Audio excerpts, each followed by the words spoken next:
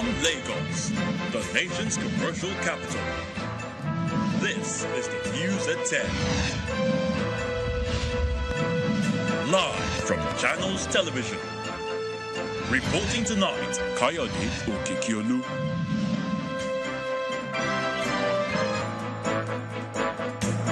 Tonight, President Bola Tinubu redeploys some ministers designate, names Abubakar Momo as the Minister of Niger Delta, moves Adigboyega Oyetola to Marine and Blue Economy, Bumi Tunji-Ojo to Interior, while Saidu Alkali is now in charge of Transportation.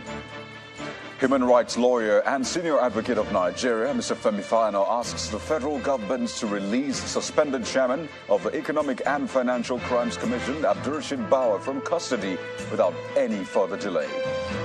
Diplomats, environmentalists, others converge on Asaba, the Delta State capital, to discuss the importance of education to nation building as part of activities to mark the annual Nelson Mandela Day. And Spain beat England to win the Women's World Cup for the first time in an entertaining final in Sydney.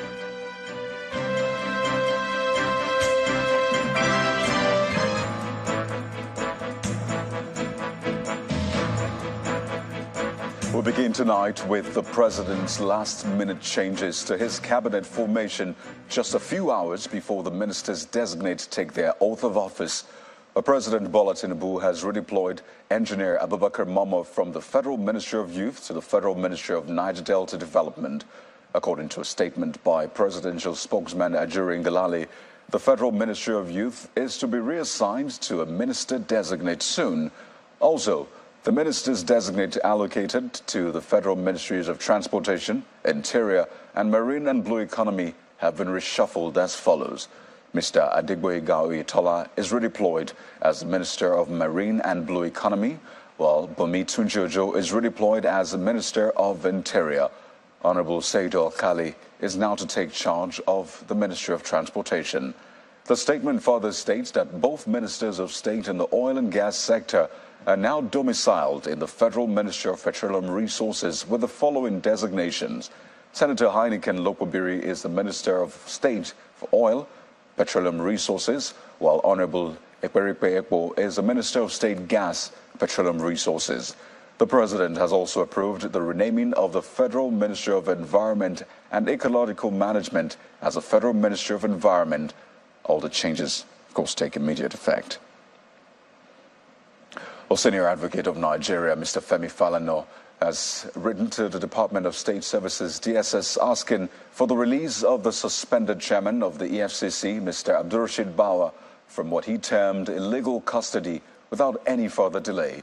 In a statement, Mr. Falana also asked the federal government to ensure that the rights of Mr. Bauer and that of the suspended CBN governor, Mr. Godwin Emefiele, are respected by the DSS and others, even though, according to him, the duo had a penchant for disobeying the orders of the court when they were in office.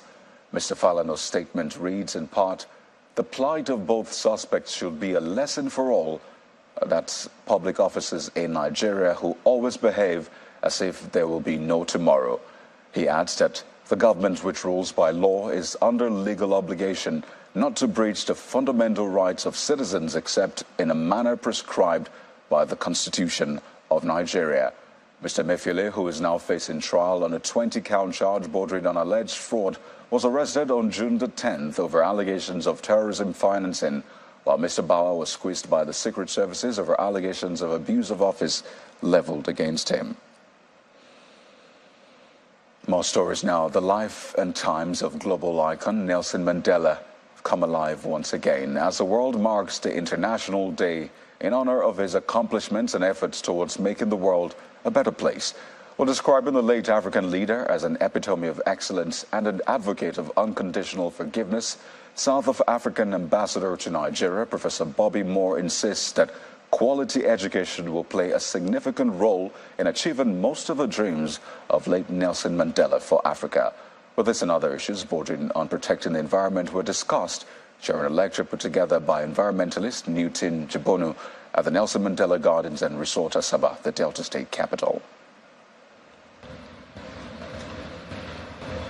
The Mandela Garden, Asaba, offers a serene environment as guests converge for a lecture in honor of the late Nelson Mandela, the former South African anti-apartheid activist and politician who served as the first president of the country.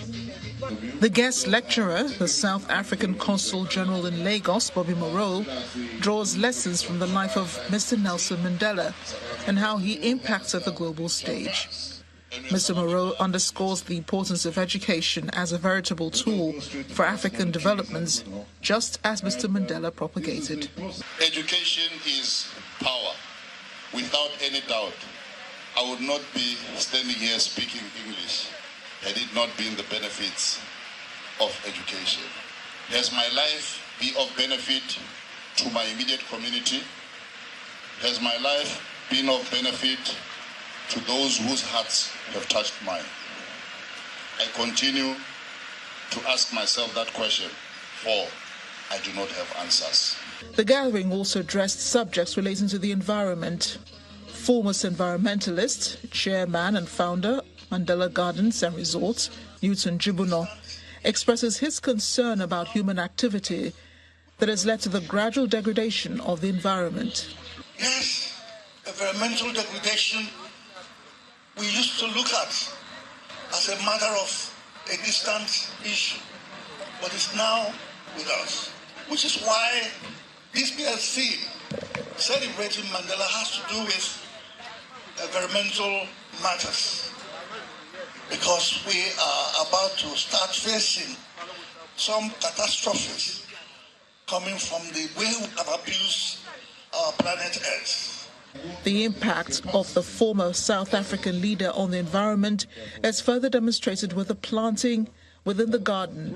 The representative of the Delta State government leads other guests to kickstart the planting of 95 trees. In an interview, the South African envoy speaks about the relationship between Nigeria and South Africa. Nigeria is one of the best African countries in the continent alongside South Africa. What we can only do is to enhance the understanding of the values that Nelson Mandela espoused in order to inculcate the spirit amongst individuals in Nigeria in order to contribute to the already existing good work that the government of Nigeria is doing. The event also featured the presentation of books to individuals and the decoration of the South African Consul by the Newton Jibuno Foundation. These congratulations. Thank you so much. Please come and put our hands together. Well, still talking education. Unless the learning environment is good and conducive, no learning will take place in schools. But these are the words of the Governor of Osun State, Mr. Ademola Adeleke.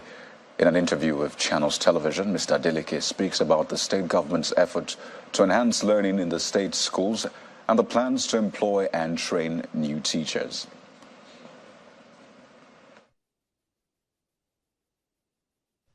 I went around all the schools with my leg.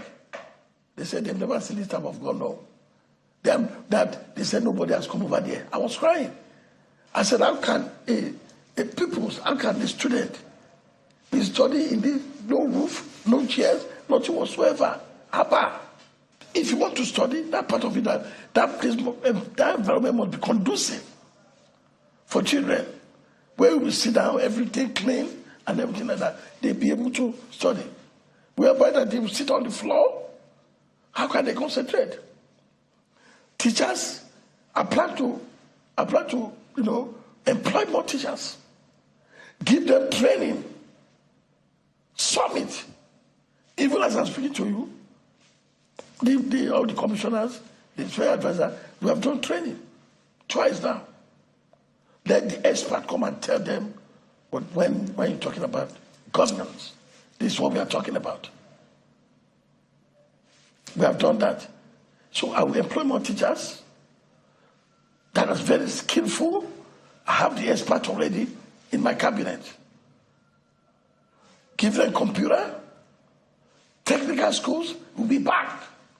If you know that you don't want to go to the full school, it's your work, your hand. Your Bible says it's your work. So they will do that vocational school. We are working on that too. So things are improving. Immediately you are going to where you think of where you are going.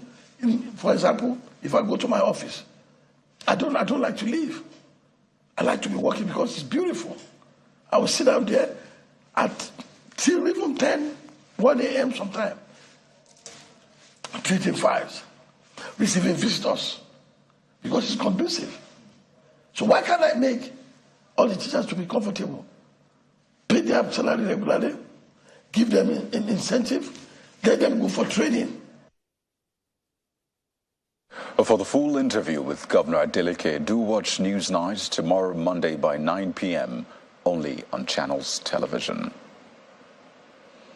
As to border security now, Nigeria has about 86 official land borders and 14 seaport border control posts.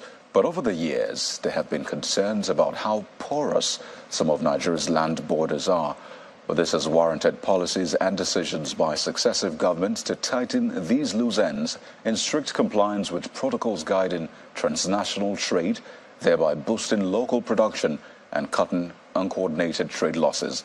In the special report, our correspondent Dari Dowu covers some of the issues and current situations, particularly at the Seme border.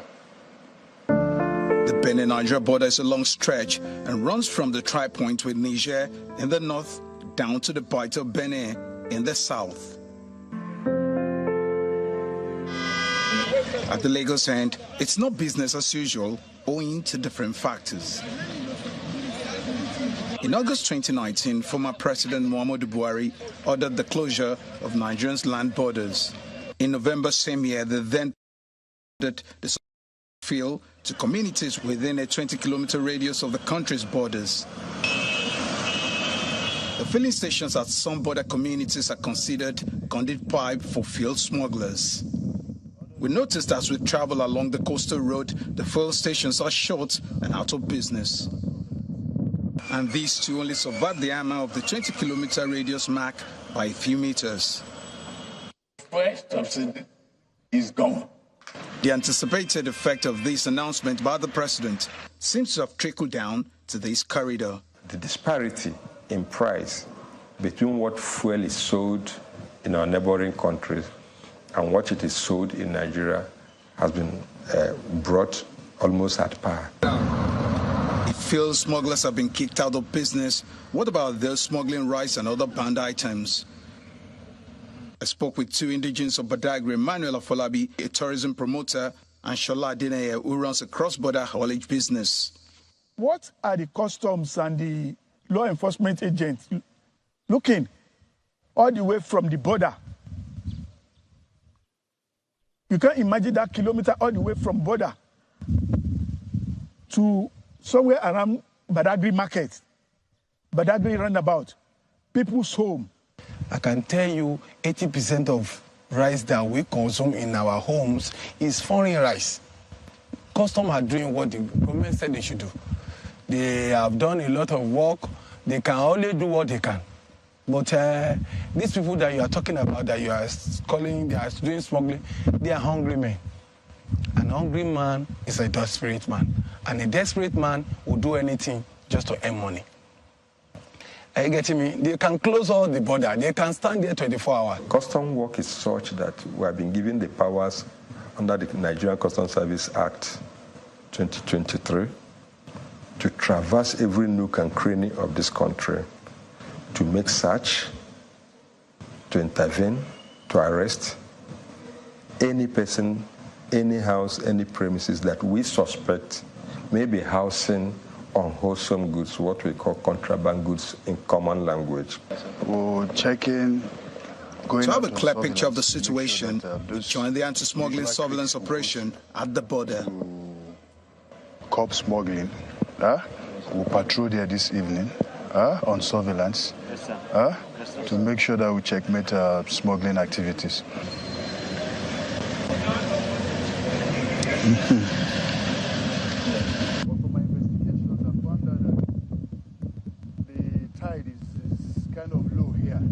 That's why you see them compared to...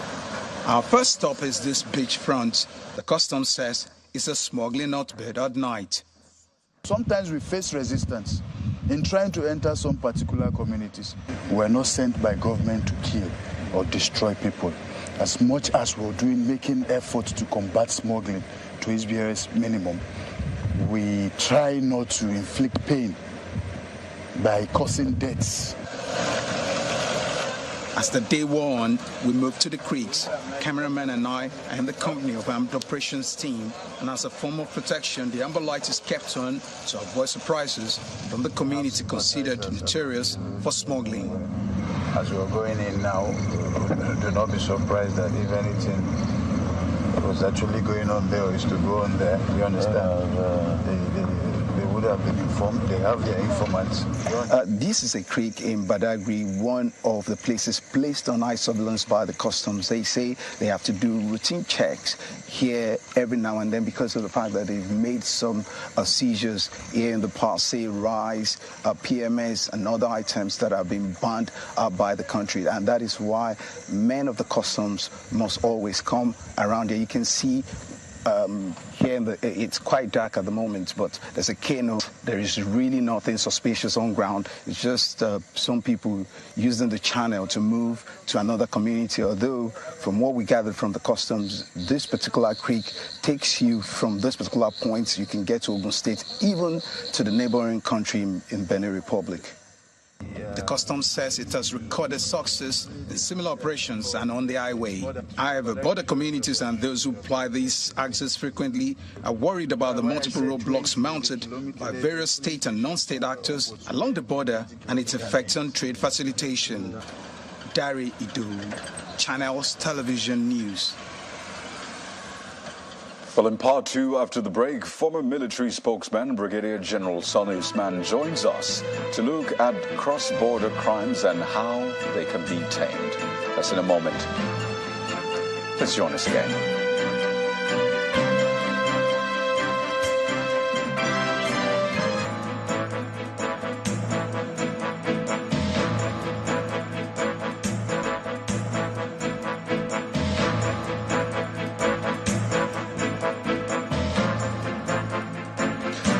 Welcome back. If you've just joined us, you're watching the news at 10, coming to you live on Channels Television. A reminder of our top stories. President Bola Tinubu redeploys some ministers designate, names Abubakar Momo as Minister of Niger Delta, moves Adegboyega Oyetola to Marine and Blue Economy, Wumi Tunji Ojo to Interior, while Seido Okali is now in charge of transportation. Human rights lawyer and senior advocate of Nigeria, Femi Falana, asks the federal government to release suspended chairman of EFCC, Abdurrashid Bawa, from custody without delay. Diplomats, environmentalists, and others converge on Asaba, the Delta State capital, to discuss the importance of education to nation building as part of activities to mark the annual Nelson Mandela Day. And Spain beat England to win the Women's World Cup for the first time in their history in an entertaining final in Sydney.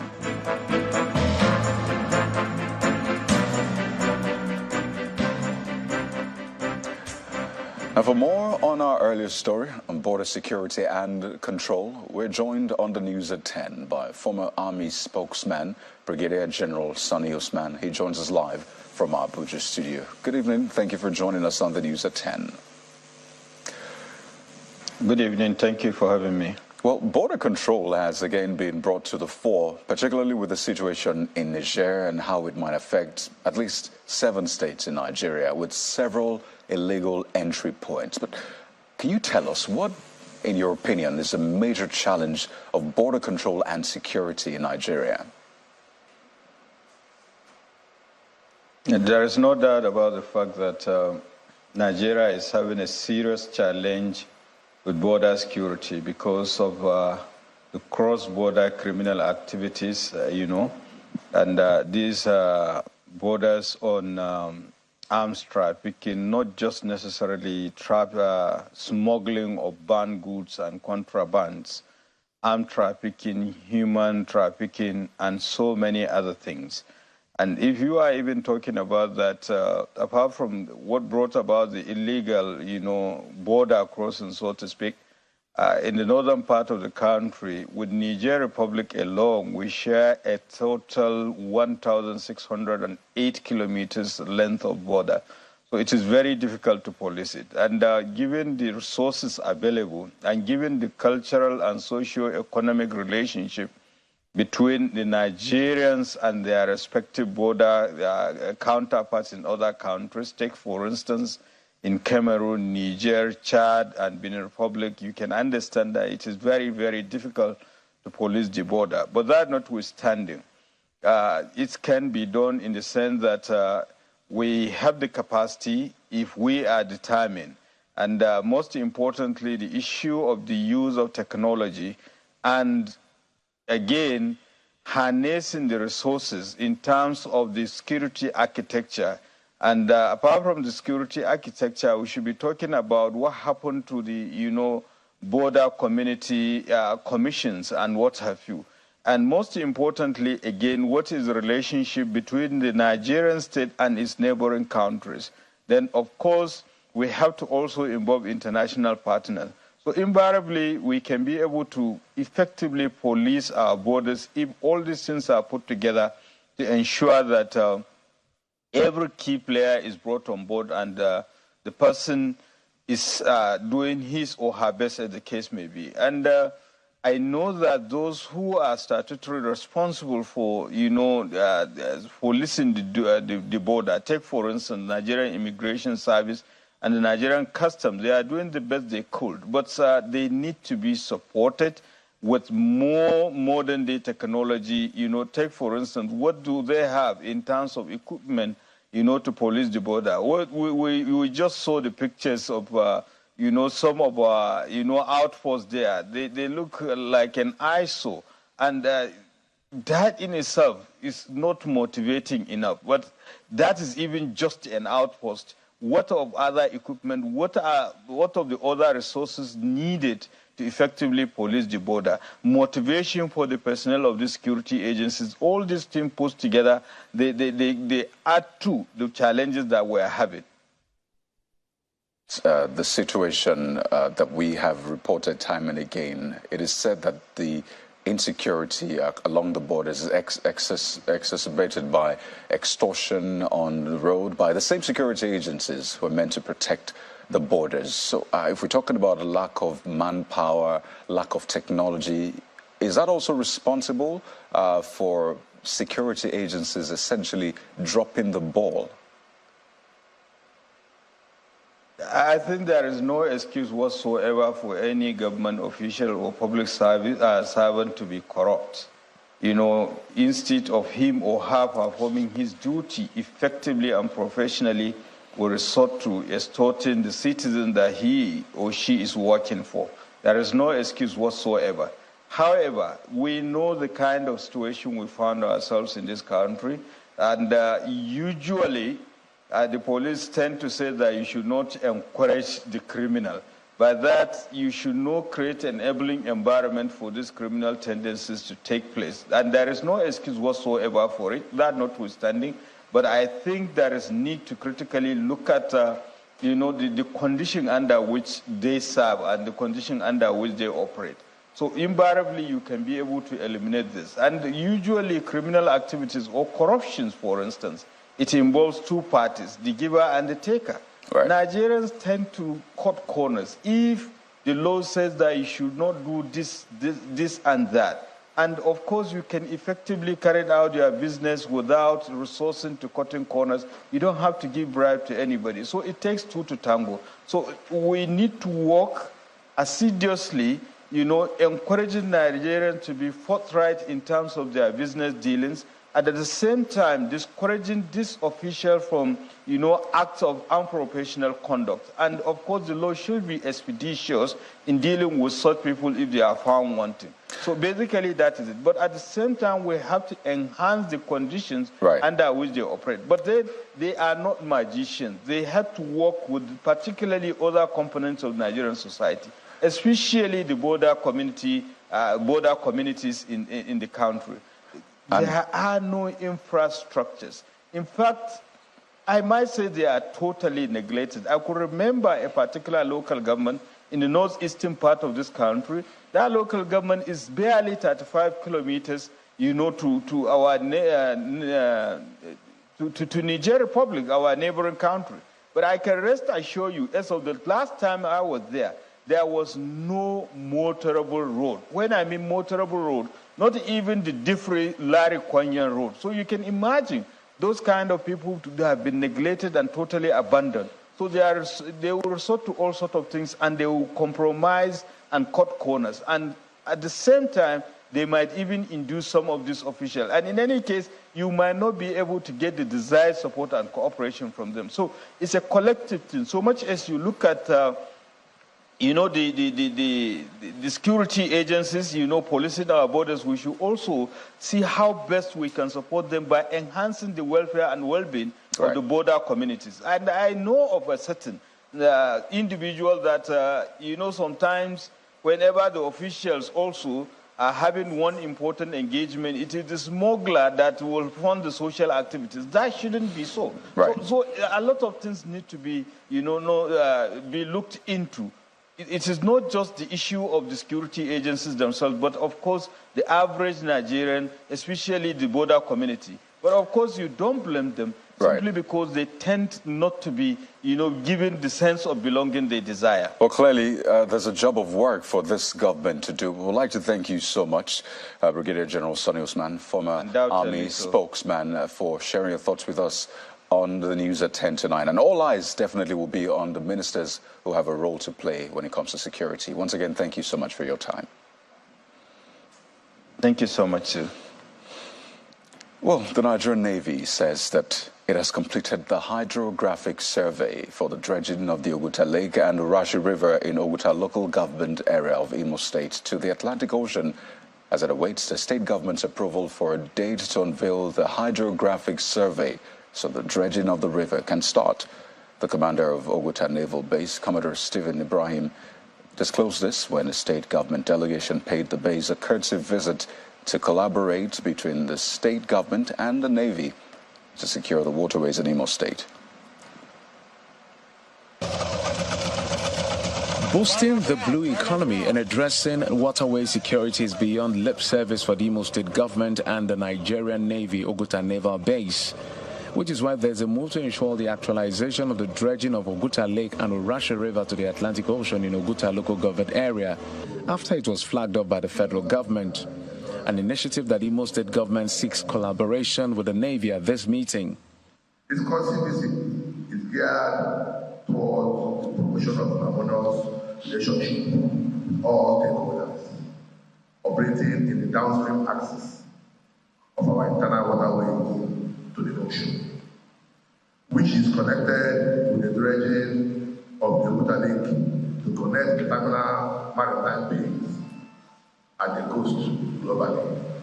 It is this situation that has informed our embarking on this court visit to interface with you on the current situations, especially in the areas of internal waterway security, to prevent oil theft and other unwholesome activities in the internal maritime sector of Imo State.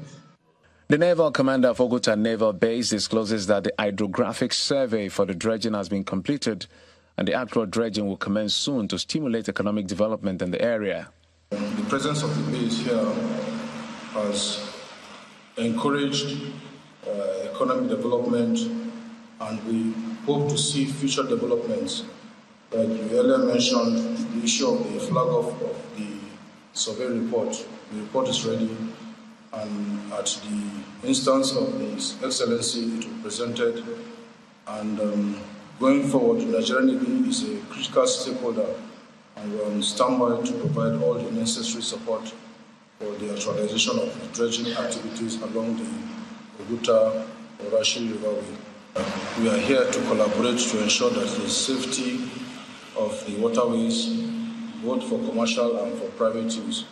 And on that note, I want to end and say that we're always here to give the normal support. After the meeting, the delegation took a tour of the Oguta Lake and Orashi River, as the team maintains that when the dredging exercise is completed, it will change the fortunes of the people of the zone and the entire southeast region. Staying with security, the spate of kidnapping and other forms of criminality in Cross River State has given Governor Bassey Otu cause for concern. And to address the menace, he has activated a people-based intelligence gathering mechanism with a promise to reward anyone who provides useful information to track the perpetrators of the crime. He made the promise at the Dan Archibong Lodge in Calabar, the state capital, while reading the riot act to criminals, after which he directed law enforcement agents to arrest and prosecute them. The high incidence of kidnapping, abduction and other acts that are committed for the purpose of collecting ransom, including actions that prevent people from going about their legitimate business. It's very sad that instead of keying into the new administration's development strategy, the said elements by their actions show no love, sympathy or respect for human life. They have suddenly made our once peaceful state to become a pariah for tourists, investors, and even the ordinary people. This must stop, not tomorrow, but today. Heads of security agencies are therefore directed to employ all resources at their disposal to ensure that this menace stops forthwith and that all hostages are freed and returned safely back to their families. We are committed to operating within the ambit of the Cross River State Kidnap Prohibition Law, which was passed by the 8th Assembly, assented to by the Governor and Governor Yade and gazetted by government printer in 2016. For the avoidance of doubt, the said law makes provision for various penalties that my administration is ready and willing to enforce in order to bring the reprehensible criminal activity to an end. Civil society organizations in River State have decried what they describe as the desecration of civic spaces and citizens' rights by security agencies operating in the state. But this was canvassed during a CSO's roundtable on human rights issues in Port Harcourt, the River State capital, following the unfortunate killing of an engineer, Alafuro Peterside, allegedly by policemen. The recent alleged killing of the member of the Joy Youth Congress, Mr. Alafuro Peterside, by a policeman has opened fresh wounds in the vexed issue of police brutality and humiliation that reverberated across the country in 2020 during the EndSARS movement. To de-escalate possible tension occasioned by Peterside's death, among other things, civil society organizations in River State are brainstorming at this roundtable in Port Harcourt with a focus on protecting citizens' rights and curb harassment by security operatives. First jeopardy is the fact that we suffer the regular abuses, unleashed upon us by Nigerian security forces, right? We also suffer the kind of abuses unleashed on us by other non-state actors. That's on the first hand. On the second hand, we suffer civic space abuses that have been engendered on account of oil extraction. Okay? So, when you will travel by river to Bonny or wherever, this is the Niger Delta, is mostly riverine, and you are asked at some point to lift your hands up in surrender, right? And gunboats mounted. That is already an infringement on their civic space psychology. Part of the CSO's agenda is to collate incidences of brutality as a way to help the state government tackle the issue. We decided to assemble CSOs and NGOs in River State to take a look at the number of violated citizens' rights in River State and indeed Nigeria, with the view of collecting them so that we can transmit them to the newly inaugurated government in River State. We look forward to a situation that we have a reduction in the number of violated rights, citizens' rights in River State. Other participants believe these engagements are a way forward to a safer society given the recent incidents. It is actually what defines our basic human rights, our right to participate in government, our right to express ourselves, to assemble together.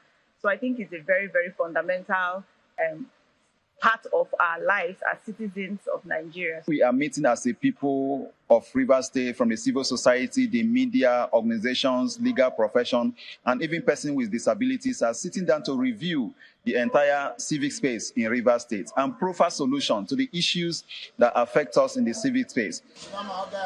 The issues surrounding the respect of citizens' rights by security agents will continue to be highlighted on a regular basis in order to produce a society where citizens run to operatives for help rather than antagonize them due to the action of some bad elements within the force. The Socio-Economic Rights and Accountability Project, SERAP, has asked President Bola Tinubu to instruct former governors who are now serving as ministers to stop collecting life pensions and other allowances from their state while serving as ministers. SERAP also wants the former governors to return any pension and allowances they may have collected since leaving office to the public treasury. The rights group's action follows the confirmation by the Senate of former governors Abubakar Badaru, Nyesom Wike, Bello Matawalle, Adegboyega Oyetola, David Umahi, Samuel Lalong, Atiku Bagudu, and Ibrahim Gaidam to serve in President Tinubu's cabinet. SERAP argues that it's in the interest of the public to stop the former governors from collecting pension, as it will cut the cost of governance on the one hand and stop them from contravening the provisions of the 1999 Constitution on the other. To politics now, there appears to be unease in the camp of the APC in Benue State, which has led to calls to various groups in the party to harmonize their positions for equitable distribution of political offices. A social-cultural group from the Tiv-speaking part of Benue Northeast is accusing the SGF, who is also a Tiv native, of influencing the appointment of a ministerial nominee from Benue, amongst others. The group is also appealing to the feuding political groups to look towards the growth of the state and the party as a whole.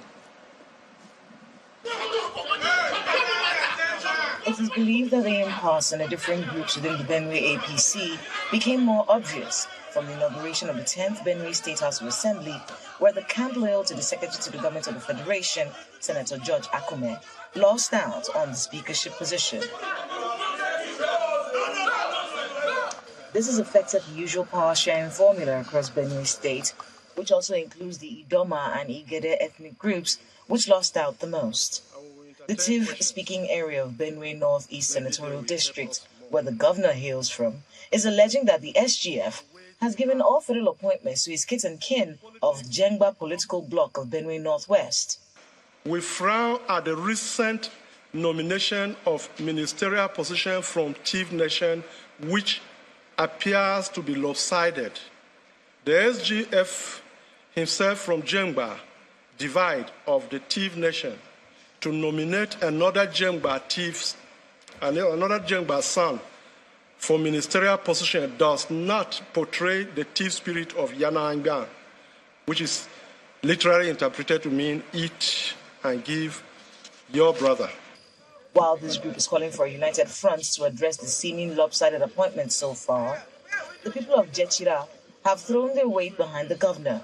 The meeting, which held behind closed doors with the governor, the leader of the group, and former governorship aspirant of the APC platform, Senator Barnabas Gemade, says it is time to support the governor to succeed. I have to give the governor my full backing in order to succeed. This is why I'm here with all the leaders of the party that have been working with me to come and pay this courtesy call and solidarity visit. Reacting to the support, Governor Hyacinth Alia commended the leadership of Senator Gemade and urged the people of Benue State to help him fulfill the vision for a new Benue. As a statesman, he's demonstrated sportsmanship, and I appreciate all that. I thank him so much to have,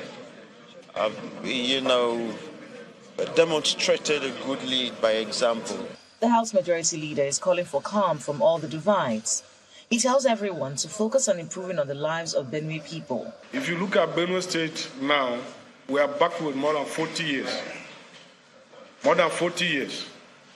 Because of disunity. Because people are pursuing their selfish aims.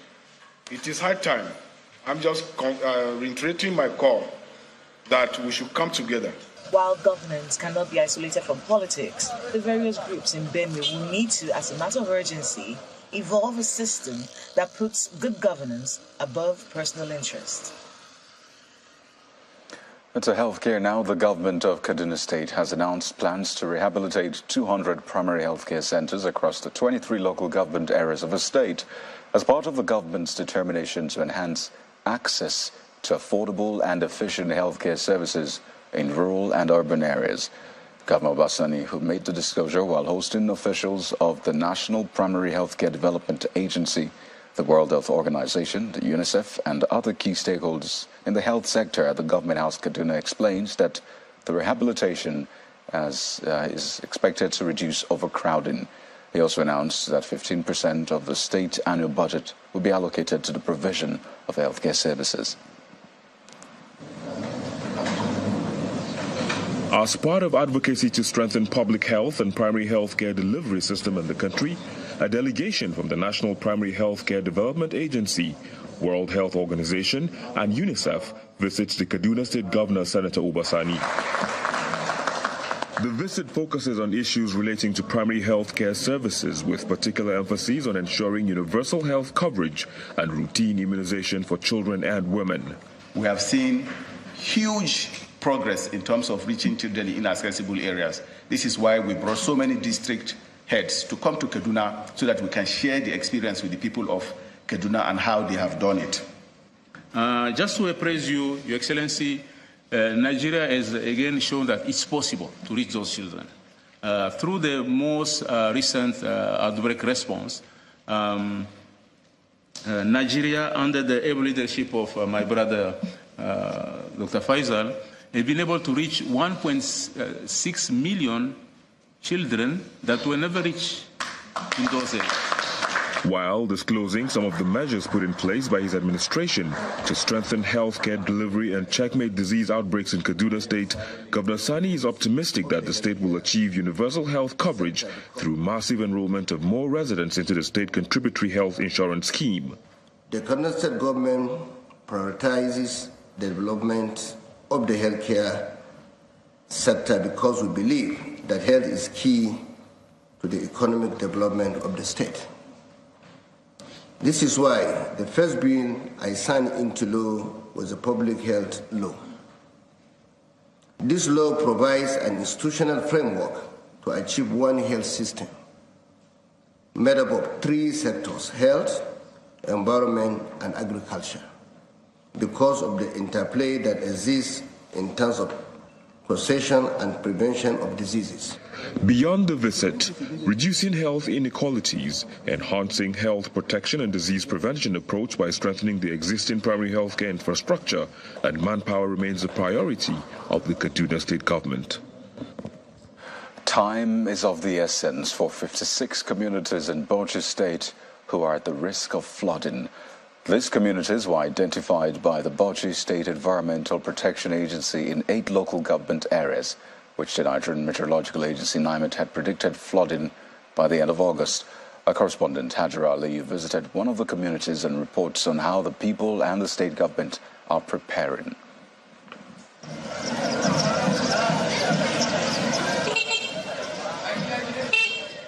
Cheledi in Kirfi local government area of Bauchi South is on red alert. It is one of the communities at high risk of flooding this year.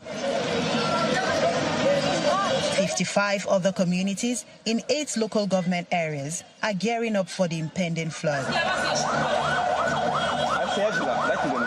An estimated 21 billion naira was lost to the disaster last year in the state, and 29 people died, according to the Bauchi State Environmental Protection Agency. We were led to one of the dams that controls floodwaters into Cheledi. The sand pitting at the edge of the dam is failing, and the water outlet is being encroached by floodwaters, posing great dangers to them. Waterways are many to approach Cheledi town. As of now, we have at least 9 routes, waterways, entering Cheledi town, when these rainfall, heavy rain is happening. Mr. Yahaya Yusuf is a victim of last year's flood, and as he stands on what used to be his house, he recalls the experiences of 2 years ago and fears a repeat. Houses were being carried away like empty sachet water bags. My family climbed on this tree, and that was how we were saved.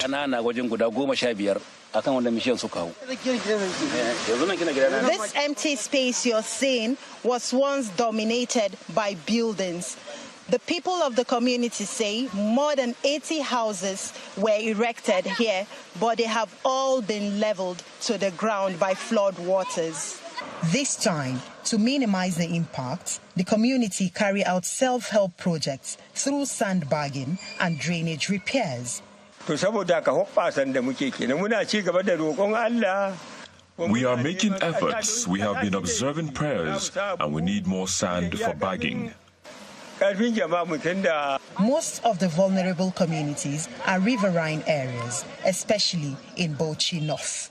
Roads are being washed out. Governor Bala Mohammed has inspected one of such, the Bauchi-Gombe Road, and calls on the federal government for a permanent solution. The whole road is dead. It has been here for many years. And indeed, I thought there was a contract between Akwanga, Jos, Bauchi, and Gombe, but it has not come to fruition. The Director General of the Bauchi State Environmental Protection Agency says that the state is adopting 3 short-term measures to minimize the impact of flooding. We want to find a way, if there is any way that we can divert the water. That one has also some implications, so that's why we arrange that we need to go and see these categories of communities that we need to divert water from their own communities. The next one is we need to evacuate them because they are at the middle, of the river barrage areas, and there is nothing that could be done, to safeguard, their own communities. People like Mr. Usman, who has chosen to remain in his house despite the threat, is hoping that the measure taken in his community will save him from becoming a victim of flood this time. Hajara Aliyu, Channels Television News.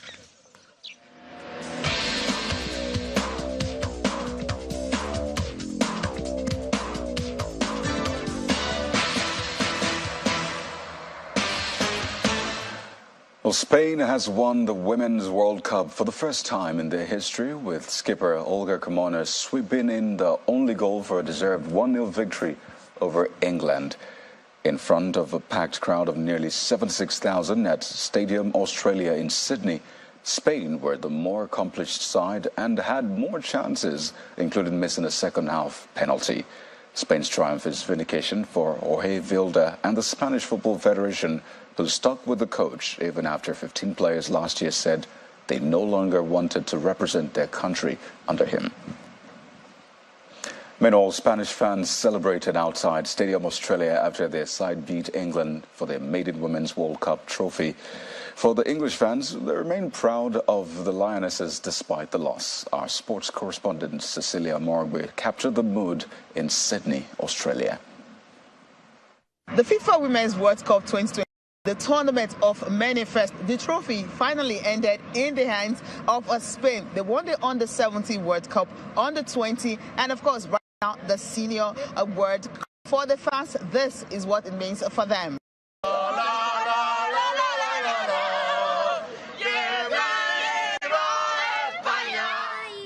I felt really proud that they won, and when the whistle rang and everything stopped, the whole crowd just went wild, and I really liked how they won, and it's a really good experience. What I realized, I think, it was that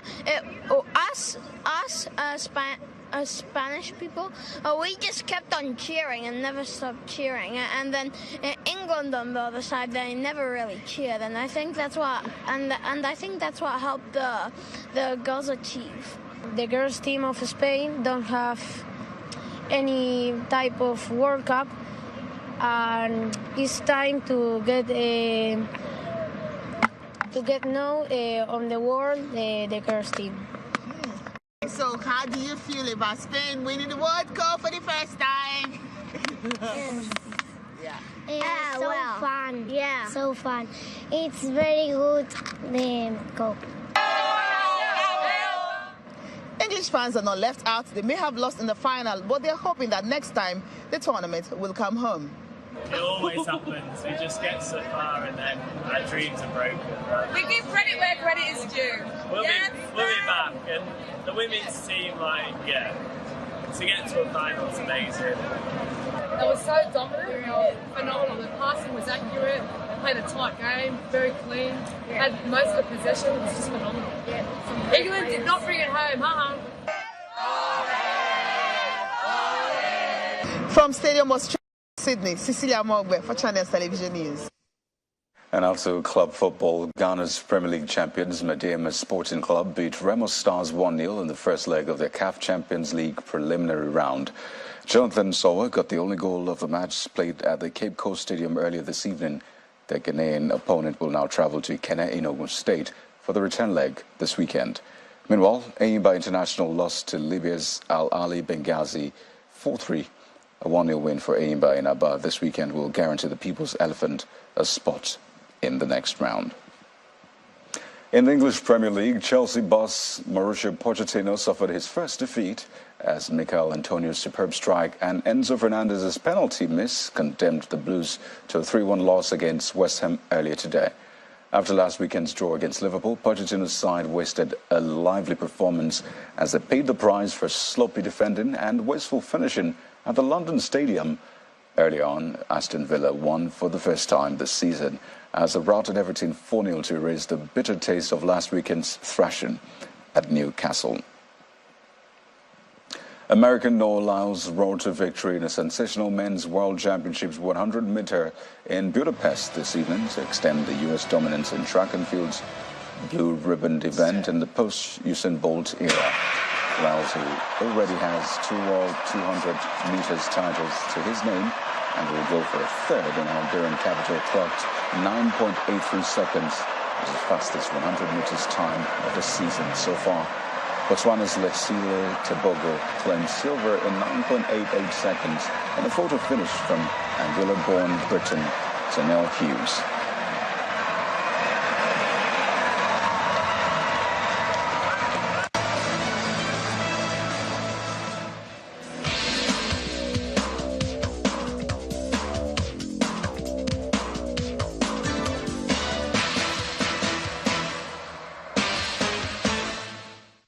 Tropical storm Hillary is set to be heading to the U.S. state of California. The National Hurricane Center is warning of life-threatening flood both in the U.S. and in Mexico, where Hillary is said to be lashing the state of Baja California. This will be California's first tropical storm in 84 years. More natural disasters. Thousands of people have been forced to evacuate British Columbia province in Canada as wildfires continue to rage. 2 huge fires in the Shuswap region merged overnight, destroying blocks of houses and other buildings. As many as 400 wildfires are said to be raging across the province. Up north, a huge fire continues to edge towards the city of Yellowknife. About 19,000 of the city's 20,000 inhabitants have been evacuated, including patients in hospital. Evacuation orders are in place for residents of British Columbia, for people living in more than 36,000 homes. Now, Canada is having its worst wildfire season on record, with at least 1,000 fires burning across the country. And the main news again. President Bola Tinubu today announced the redeployment of some ministers designate. Abubakar Momo is now in charge of the Niger Delta Ministry. Former Governor Adigboyega Oyetola has been moved to Marine and Blue Economy, and Mr. Bumi Tunji-Ojo has been moved to the Interior Ministry. Saido Kali, on his part, will now take charge at the Ministry of Transportation. A human rights lawyer and senior advocate of Nigeria, Mr. Femi Falana, today asked the federal government to release the suspended chairman of the EFCC, Abdurrashid Bawa, without any further delay. Well, that's the news at 10 for tonight, everyone. Thank you for watching. I'm Kaidu. Good night.